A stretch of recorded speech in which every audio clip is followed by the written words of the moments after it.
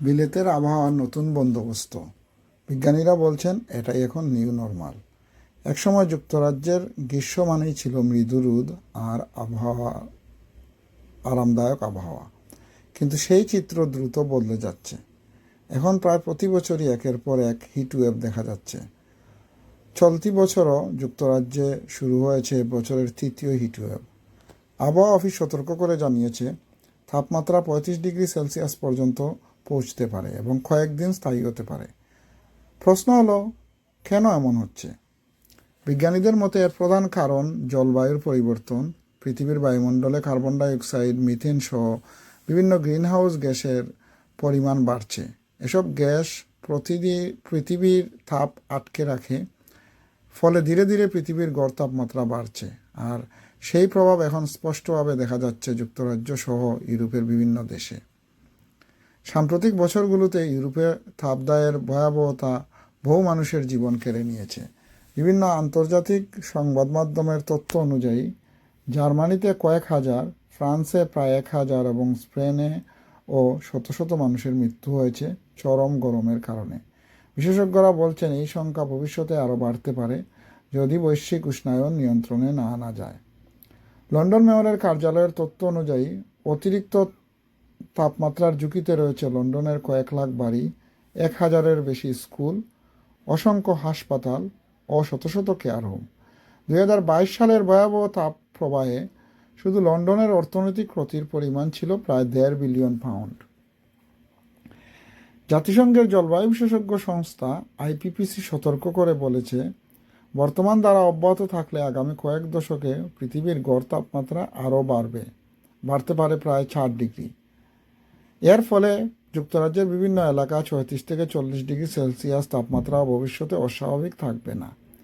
Reading বিশ্ববিদ্যালয়ের অধ্যাপক আর্নেল এবং অন্যান্য জলবায়ু বিশেষজ্ঞরা বারবার সতর্ক করে বলেছেন, কয়েক ডিগ্রি তাপমাত্রা বৃদ্ধি শুনতে সামান্য মনে হলেও এর প্রভাব অত্যন্ত গভীর। সবচেয়ে বেশি ঝুঁকিতে থাকবেন শিশু, বয়স্ক মানুষ, দীর্ঘমেয়াদী রোগে আক্রান্ত ব্যক্তি এবং বাইরে কাজ করা শ্রমজীবী মানুষ।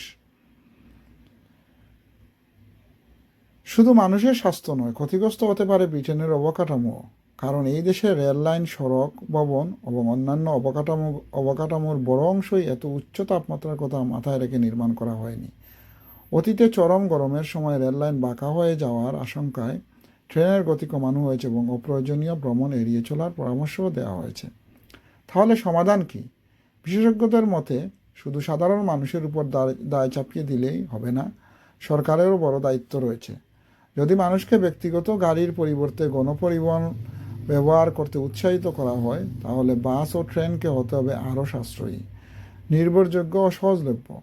পরিচ্ছন্ন জ্বালানিতে বিনিয়োগ বাড়াতে হবে, সৌরবিদ্যুৎ ও বায়ু শক্তির ব্যবহার বাড়াতে হবে, পুরনো ভবনগুলোকে আরও শক্তি সাশ্রয়ী করতে হবে এবং শহরে আরও বেশি গাছ লাগাতে হবে।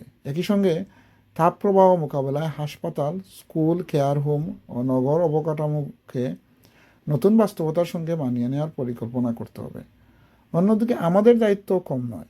অপ্রয়োজনীয় গাড়ি ব্যবহার কমানো, সম্ভব হলে হাঁটা বা সাইকেল চালানো, বিদ্যুৎ ও গ্যাসের অপচয় কমানো, ঘর ভালোভাবে ইনসুলেট করা, খাদ্যের অপচয় কমানো, গাছ লাগানোর মতো ছোটো ছোটো পদক্ষেপও দীর্ঘমেয়াদে বড় পরিবর্তন আনতে পারে।